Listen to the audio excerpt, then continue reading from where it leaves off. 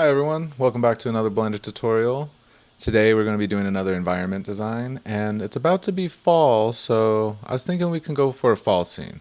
This is going to be a little bit of a longer tutorial, just because I go over breaking up our scene into layers and then we get into compositing, so I show a little bit of the compositing for rendering. So if you need to, break this tutorial up into parts and just work at it by section. So maybe once we get done with setting up our scene and all the landscapes, then maybe take a little bit of a break, drink some water, go for a walk maybe, and then come back to it and finish up. I promise there's a lot of information in this tutorial, and if you stick through it, you're going to end up with a beautiful render of an environment like this.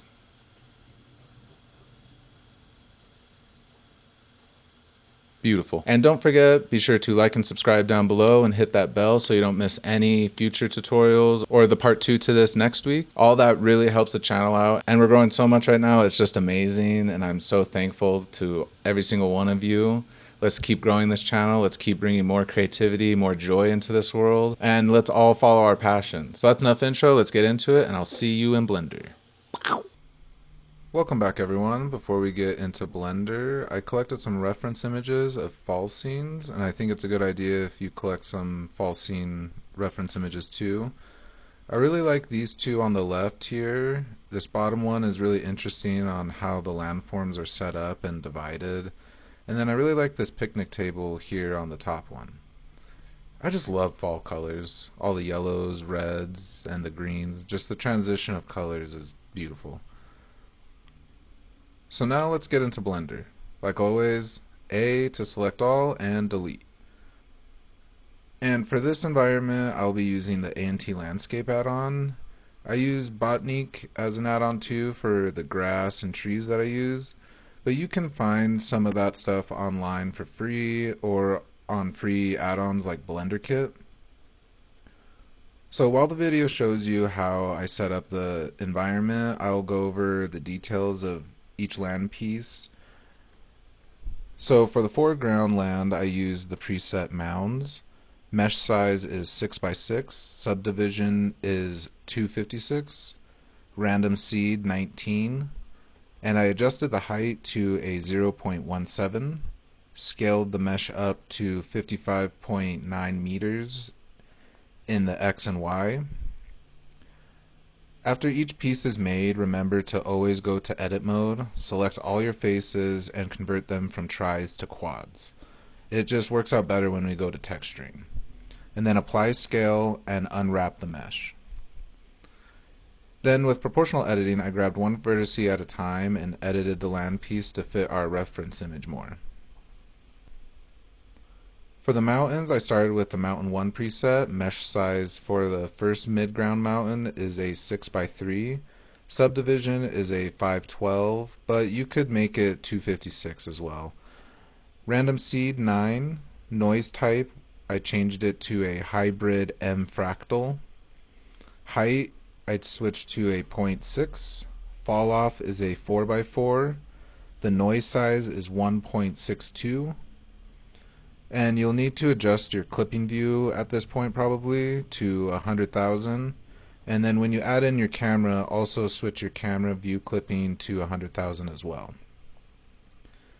Scale our mountain up to about 132 in the scale. Then apply scale, go to edit mode, tris to quads, and unwrap.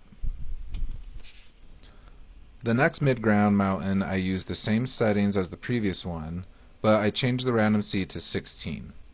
Scale it up to about 110, and again, apply scale, tris to quads, and unwrap.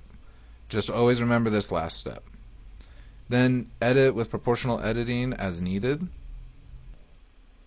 Then I added the lake and lake floor, but not with the A.N.T landscape, just with a plane and subdivision modifier and a displace modifier. So add a plane, scale it up about 500, add a subdivision modifier with 6 subdivisions. Now place it roughly where you want the lake to go, and we'll finish these mountains up. Add another A.N.T landscape, same settings as previous, but lower the subdivisions to 256 if you haven't already. because these are going to be our background mountains and we won't see the landform too much. We'll be seeing the trees mainly. Change the random seed to 18, scale it up to be our biggest mountain and place it in the background. Apply scale, tries to quads, and unwrap. Then duplicate the land piece to continue the mountain range. Now back to the lake, add a displace modifier, click new texture, and go to our texture window. Use the cloud texture, change the size to a 0.78, the depth is still 2, and then in the modifier adjust the strength to 0.08. Duplicate the lake floor and remove the modifiers. This plane now is going to be our water. Go back to the lake floor and bring it down with proportional editing, and then the water plane, select all faces and extrude down. Then apply another subdivision modifier of 6 and unwrap the lake and lake floor.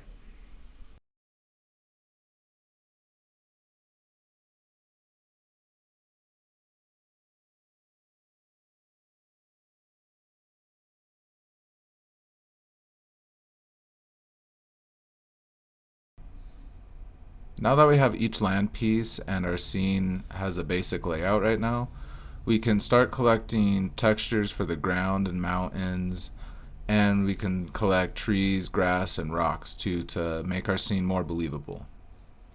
And remember, we're going for a fall scene, so we want to keep these orange colors in mind, orange, yellows, reds, some greens in there.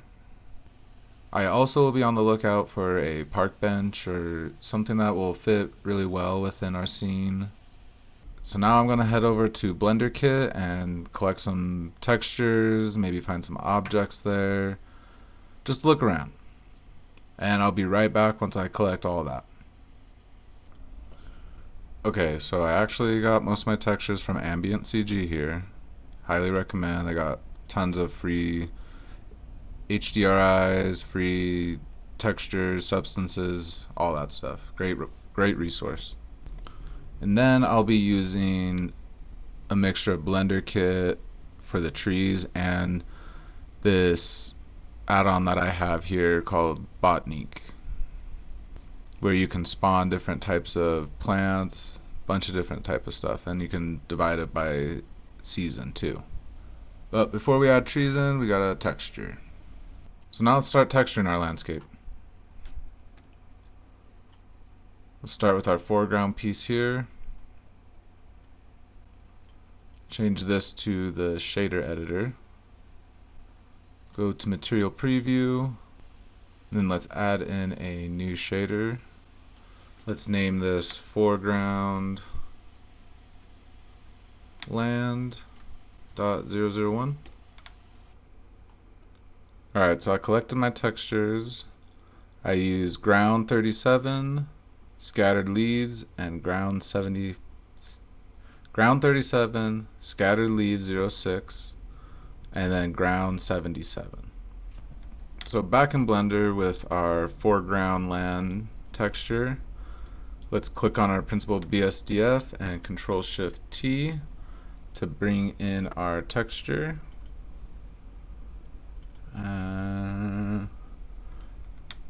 And I want to bring in ground 77, so let's bring in the ambient occlusion, the color, the displacement, one of the normals, and a roughness.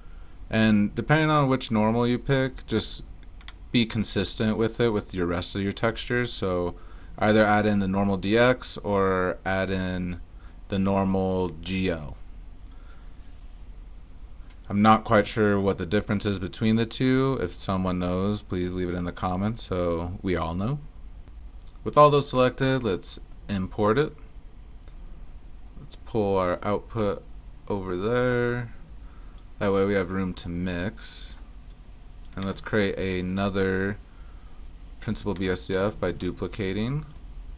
And before we do anything else, let's group this texture together with Command J or Control J, and then in Node label it Forest Ground 01, That way we stay organized.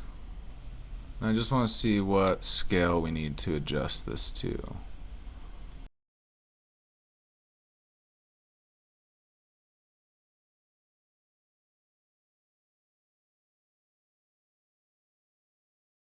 I think I'm going to make this about a 10.5 scale for this texture. And now let's import our second texture to mix.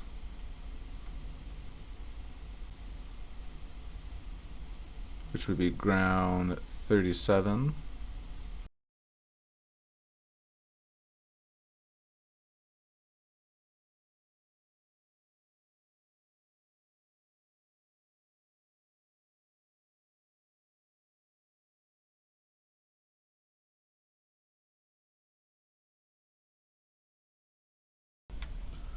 Now let's adjust the scale of the second texture, and then we'll get them mixed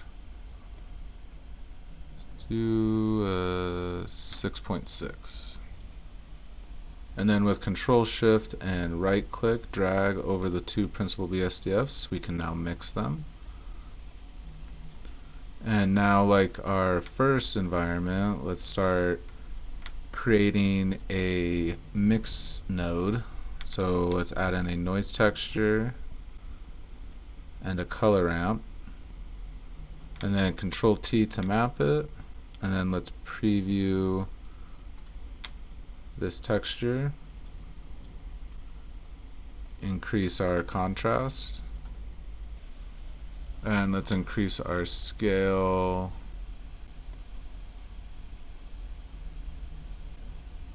actually let's decrease our scale to a 4. Increase our detail to 15. And then on the mapping, let's just increase it to like a 1.18. And now let's go back to our mix shader and plug in our noise texture to the factor now. And now let's just rotate one of these textures so there's different tiling. And I think that looks pretty good. We'll get it covered with grass and leaves, and we'll get some trees on there too. Can we Shift D?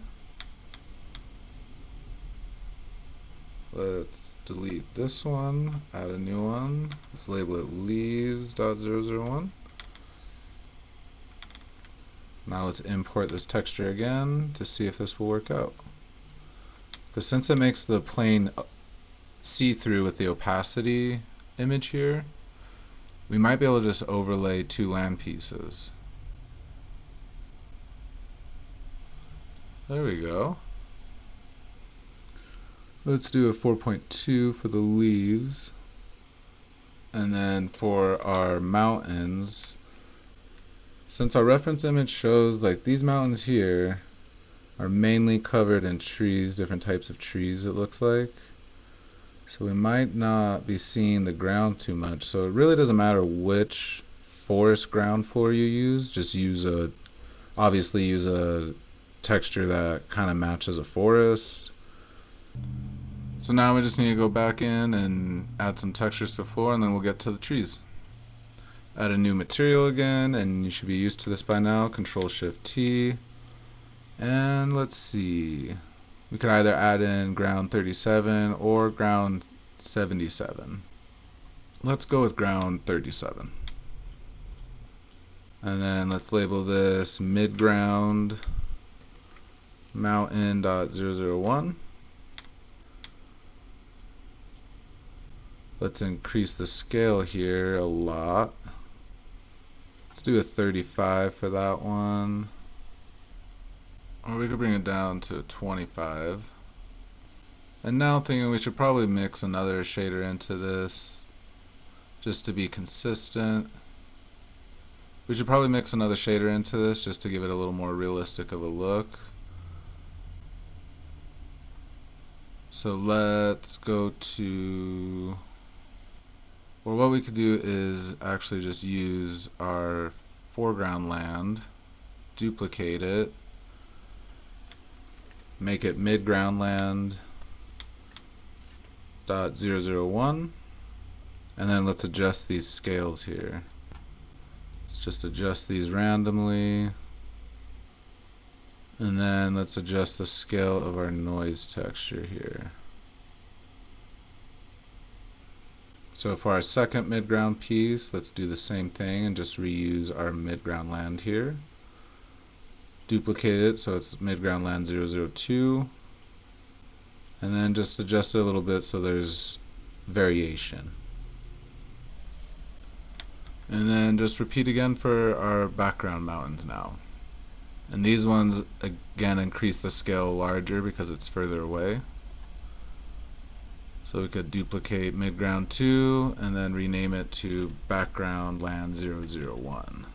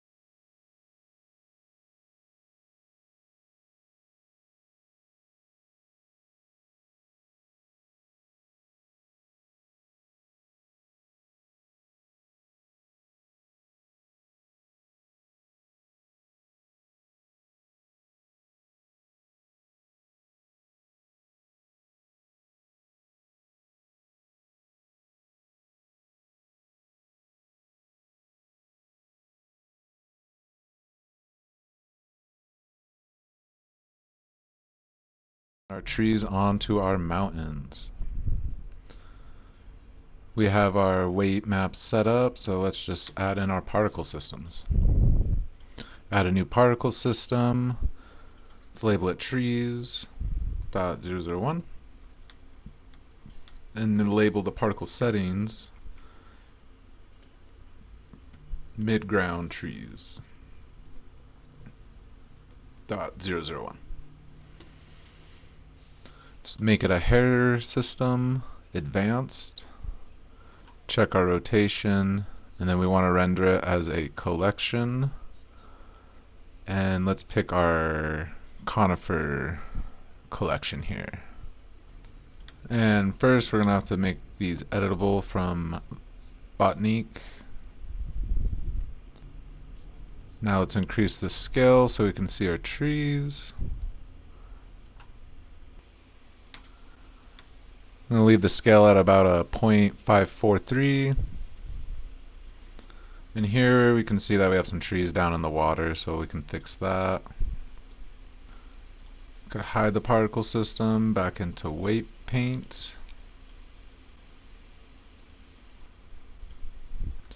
Oh, it's actually because we didn't set the density. So let's go down here to density and set it to trees. There we go. And now let's add some children to this. That way we get some good coverage. And we can set the number to probably 500. I'm actually going to leave our scale at a 0.454. Let's add in some more weight.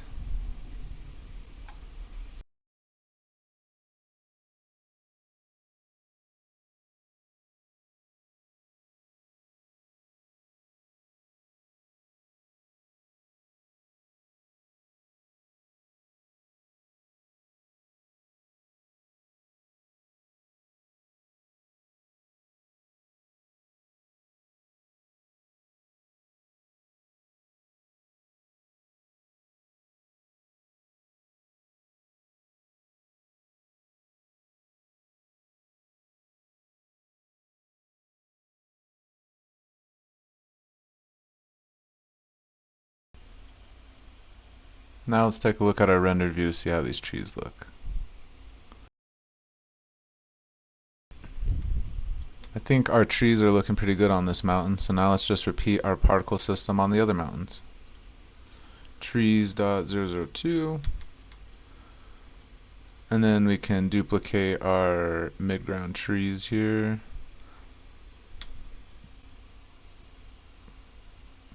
Add our density. Let's add some scale randomness. Trees.003. Now we can duplicate this and make it our background trees particle system. And then we need to bring our scale down because these trees would be smaller. And now the last mountain.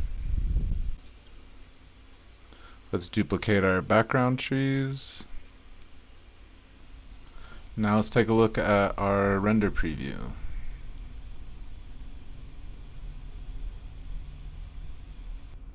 Now with our scene put together with our particle systems and our trees and grass laid out, we can add our water texture and do the lake floor. Have our lake water selected and add a new texture. Let's label it lake water .001. So to create this lake texture, we can start by making it a lake color. So either like a dark blue or like a green blue. Let's make our metallic a 0.95 and our roughness a 0. And the IOR is 1.33. Increase our IOR level to 1. And we can add in a Fresnel node. Let's make the IOR of the Fresnel 1.33 and plug this into the alpha. And to make our viewport a little faster, we can hide these particle systems. Let's add in a noise texture and a bump node. Plug in the factor to the height and the normal into the normal. Let's change this noise texture to 4D and bump our scale up to 1000. And let's make our detail 8. And then we can add in an ambient inclusion and a color ramp. We'll leave the samples of the ambient inclusion at 16 and make our distance 1000. Plug the AO into the factor. And then let's add in an RGB curves. Let's bump the contrast up and bring this down to about middle of the last quadrant. And now let's plug the color into the color and color into the strength. And now we can preview what we're working with before we add in the volume.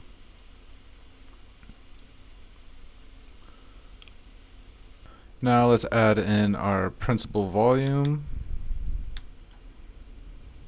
And let's add in a volume absorption. Let's mix these two.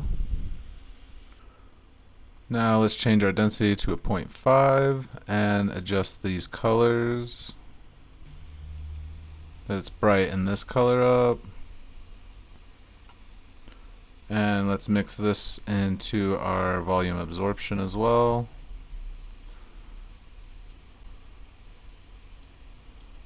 And plug this shader into our volume.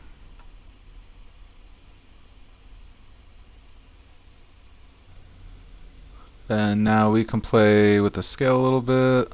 Let's try out a 500.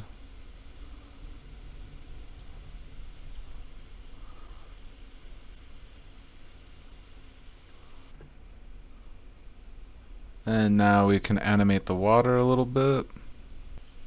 Let's bring up our timeline. And on our noise texture for the W, let's add a keyframe for the W, and then let's make this 300 frames for a 10-second clip. Then let's just adjust this to a 0.001.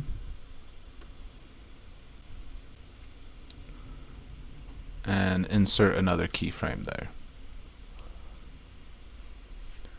And then with both keyframes selected in our timeline, hit T to bring up our curve and make sure it's linear. And now our water will be animated when we go to render. Let's close out the timeline. And now all that's left to do is do the texture for our lake floor and add in a sky image back here. And we might add in some rocks too, just to add in another layer of detail. And I'll be mixing textures just like we did with all the land pieces in this tutorial right now. So I'll speed that up a little bit. But it's the same structure, same nodes. We're just going to be using different shaders.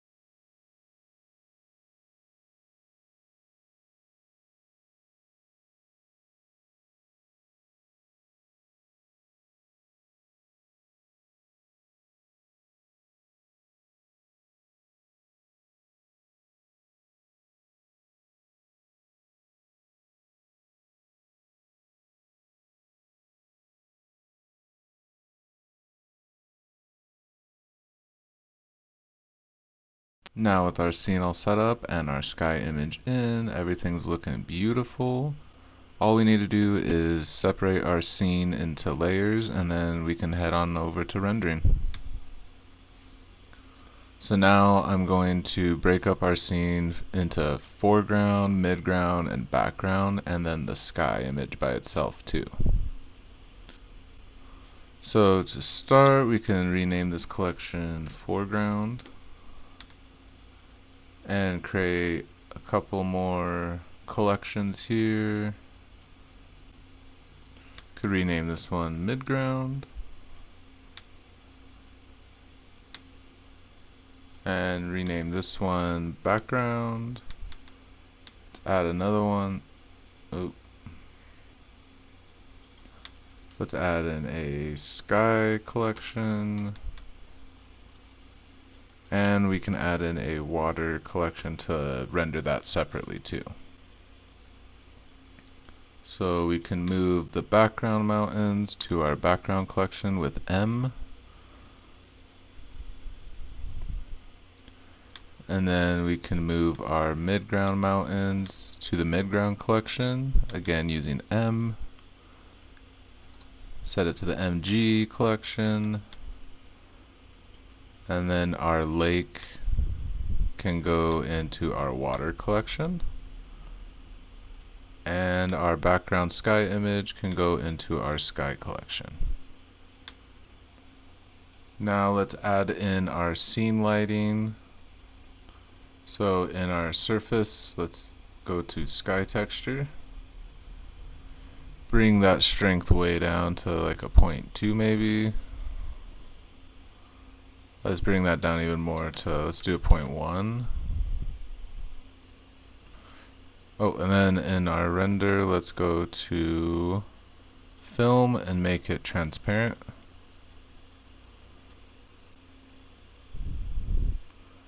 And back into our sky texture. We can play around with the intensity and elevation, and rotation.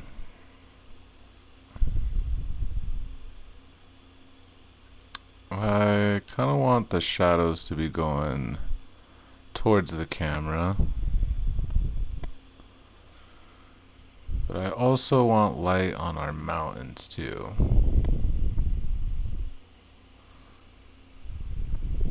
I'm kind of liking the way our shadows and the colors are looking here. Let's play around with our sun elevation now. So I'm going to leave it at a sun elevation of 17.5 and a sun rotation of negative 109 degrees. And then the strength is a 0.1. And now we can do a test render.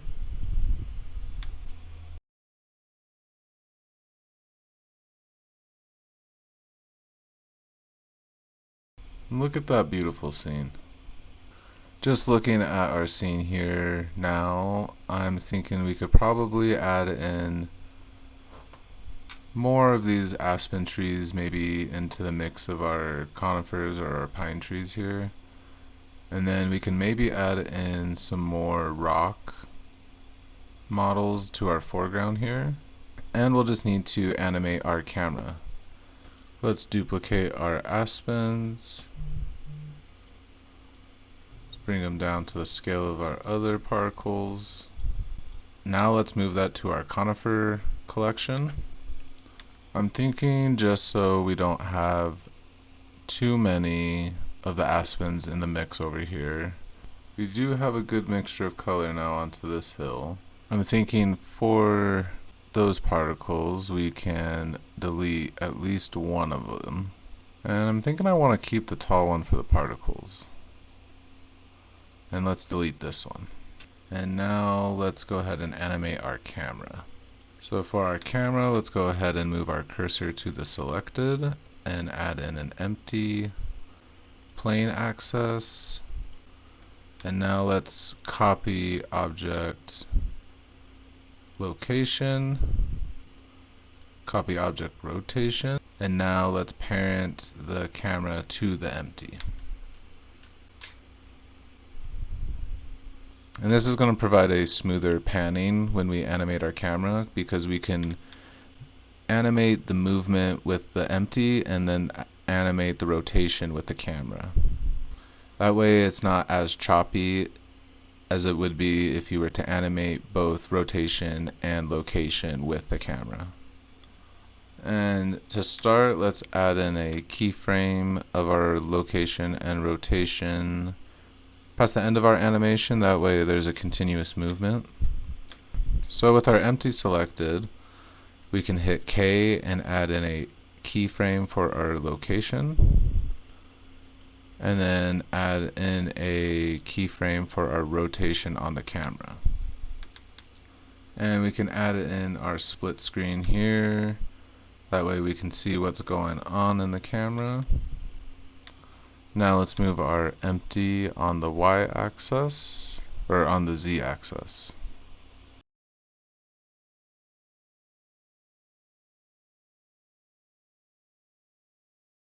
And we can move our empty back to here. That way the edges of our land pieces and the edges of our sky image are still out of frame, and it's still a full bleed on the camera angle.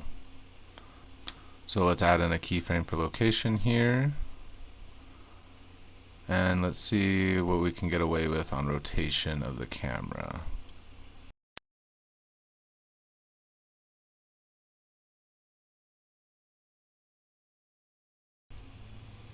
Let's add in a keyframe for the rotation here. And I do know that the edges are in frame now, but we can edit this keyframe and move it on the Z local axis again. And bring it in.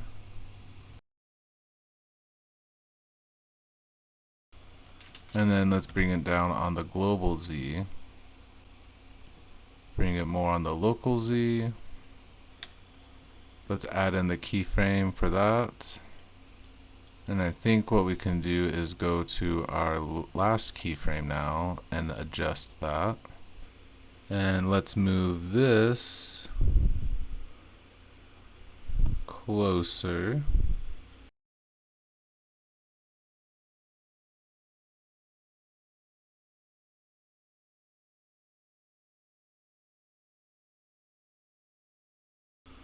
And I think that's a pretty good angle. Let's add in the keyframe. And we can adjust the camera rotation. Let's add in the keyframe there for rotation. And now with our empty selected, we need to make sure both keyframes are selected, and we can make our interpolation a linear. And on the camera for the rotation, we'll do the same. So hit T while hovering over the timeline and click linear. And now we can set up our scene layers. So first we need to add in restriction toggles. Let's just go ahead and unclick all of them, or let's go ahead and click all of them, because this will do our holdout, and then this one here is our indirect only. So this will be indirect light only, and this one will hold out the layer in front of it. And now we can set up our layers for rendering. So for our output, let's just make sure we're at 2560 widescreen by 1080, 30 frames per second. I'm going to have a 10-second animation, so 300 frames, and then our output will be where we want to render. So what we want to do is break up our scene now, and I relabeled our view layer to don't render because this will be everything in view. And let's uncheck our use for render on the view layer here. Let's copy settings, and let's use this one for rendering, and let's rename it to 01 foreground. And let's do indirect only for all of our layers, and this will be our foreground layer. And what this is going to do is save rendering power on our computer. So instead of rendering our whole scene with every particle visible, what it's going to do is just render this first layer here, and then we will render each layer separately and then go back into the compositor and put each layer back together. This way we have more control over color correction and just more control over what is being rendered, how it's being rendered, and what the animation is going to look like. So now let's copy settings of this one. Let's rename it to 02 water. Let's have our water be visible, and let's hold out on the midground, and let's hold out on our foreground. Indirect light with our background and indirect light with our sky. Let's move these foreground objects to our foreground layer, or to our foreground collection. Let's duplicate our settings again. Label this one 03 midground. So for our midground one, we're going to have indirect for foreground, midground visible, background indirect, water holdout and indirect, and then indirect with our sky. Duplicate settings again. 04 background. And then for our background mountains, let's just have indirect for foreground, indirect for midground, holdout and indirect for water, and indirect for sky. And last one, copy settings, and we'll just need our sky image visible. So let's just have indirect for everything except for our sky. Oh, and let's label this 05. Let's label it 5 sky. And now in our compositor with our render layer here, let's add in the denoising data. And now for our render settings. So for our denoiser, let's use our open image denoise using our GPU if available. Transparent background for the film. Performance, let's change our tiling to 512. And then on color management, let's switch our look to a medium high contrast. Let's add in a motion blur. Let's make sure our denoising data is on. And now we're ready for rendering. On the output, just make sure our resolution is 2560 by 1080. That's a wide screen and it gives it a more cinematic look. 30 frames per second with 300 frames, so I'll have a 10-second animation here. And then just set your output file to a file where you'll have it all organized by layer, and it'll be easier to bring in each folder for compositing. Now in the compositor, let's add in a denoise. And then let's plug in our denoise normal and albedo,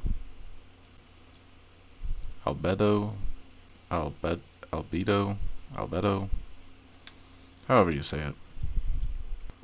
And now let's duplicate these two nodes here. Add in a file output. Plug the image in here. Select your next folder. And change our view layer to the water for that one. And now let's just duplicate these nodes for each layer. So we have 5 of them.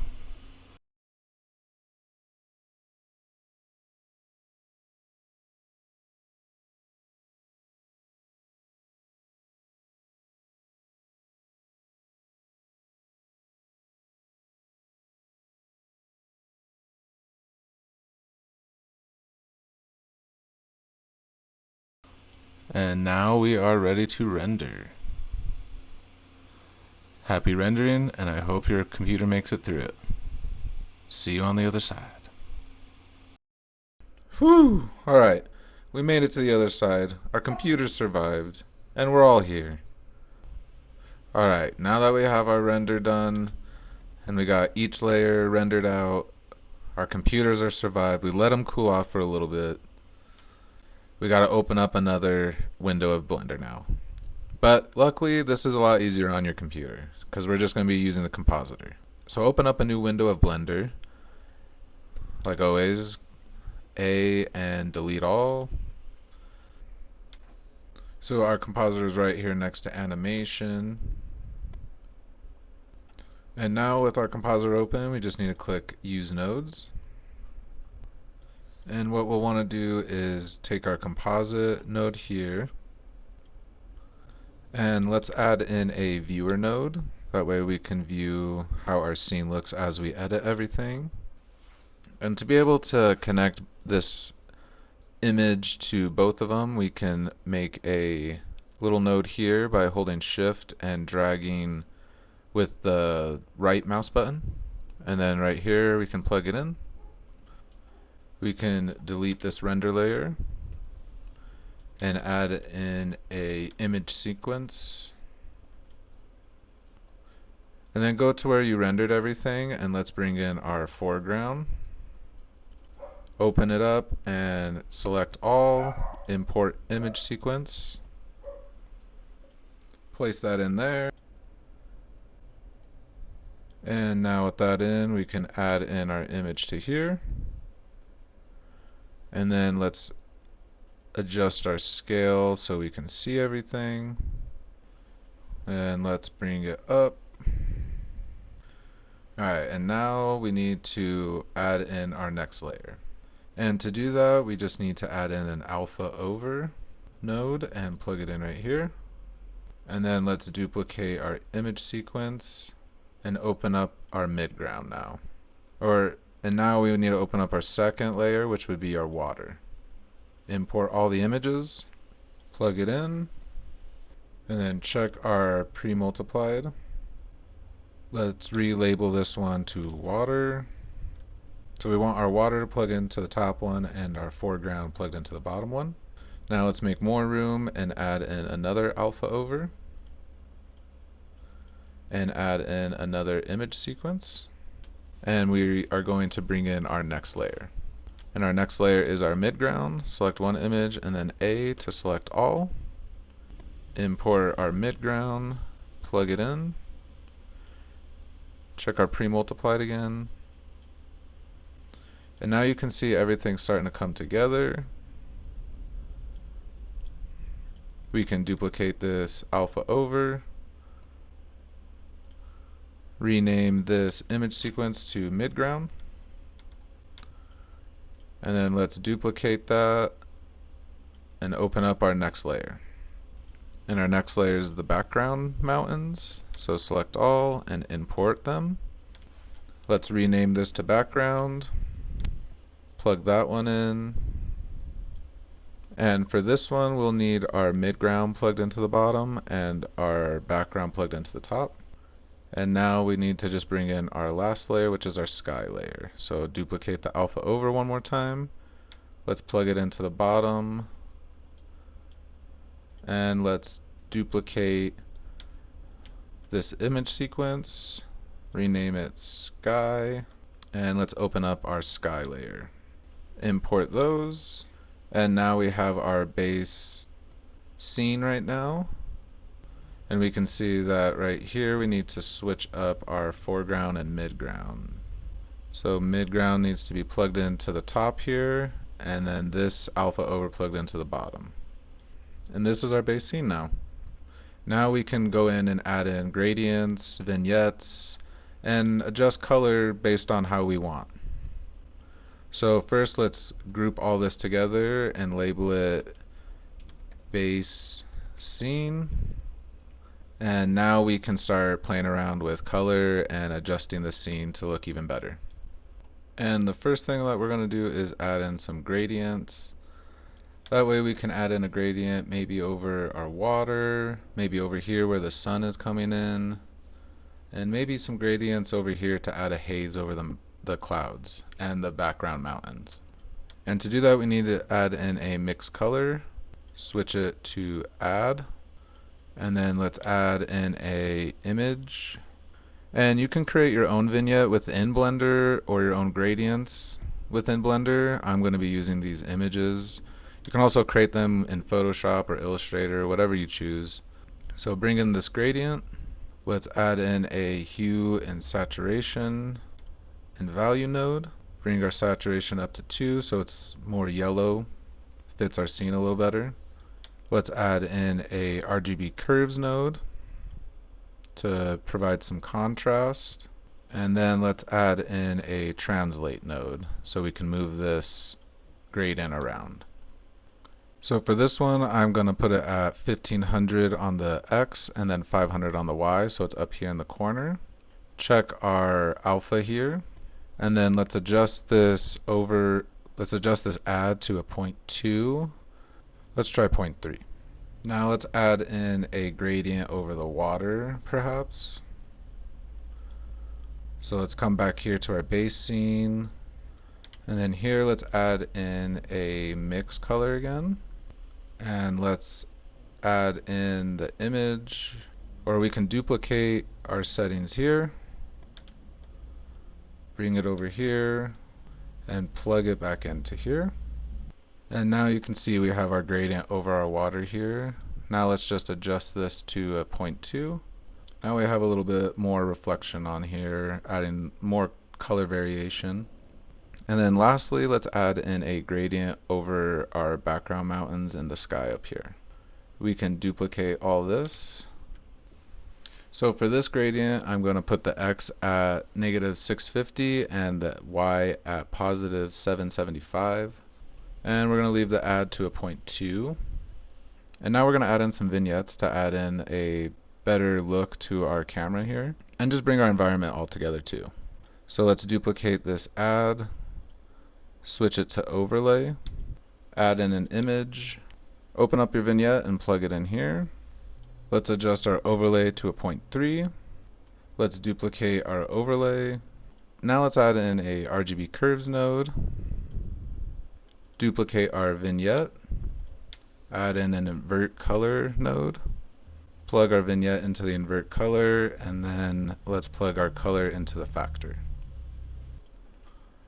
Let's adjust this RGB curves a little bit. And our last nodes for our compositing is a glare node and a lens distortion node.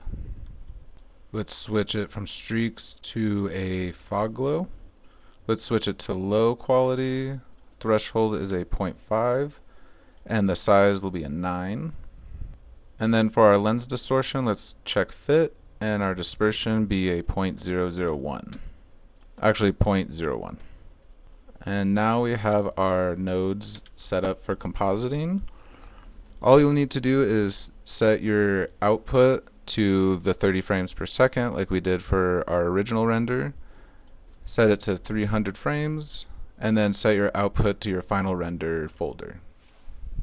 Now that you have all that set, just switch our resolution to the 2560, and now we're ready to save our file and render. And congratulations on making your second environment. Okay, after rendering the first time, I'm noticing that that gradient that we put over the water is making the layer look very harsh, so we could probably take that one out. Let's delete that and just plug this back in. Now let's just go ahead and re-render.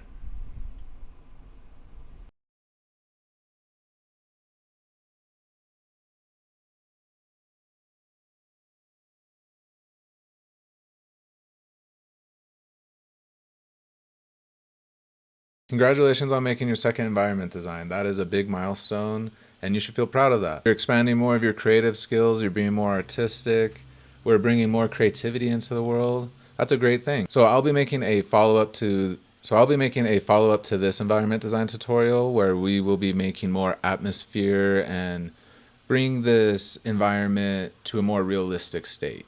So we'll be adding more atmosphere layers, and we can add in a particle system for blowing leaves since it's a fall scene. I think that's going to look really beautiful. So I hope to see you in part 2, and be sure to like and subscribe down below. It really helps the channel out, and comment any ideas of scenes or anything in Blender that you're wanting to learn, leave it down in the comments and maybe we can make a tutorial for it. Also, if you have any ideas for things that we should 3D print, leave it down below too. It's always fun to bring something from the computer and bring it into real life. And if you made it this far into the video, I just want to say I really appreciate you. Thank you so much for supporting this channel and supporting the work that I'm doing. It really means a lot to me, and this channel just keeps growing, and I'm so grateful and thankful for all of you. So thank you. And until next time, stay safe and stay creative. Peace.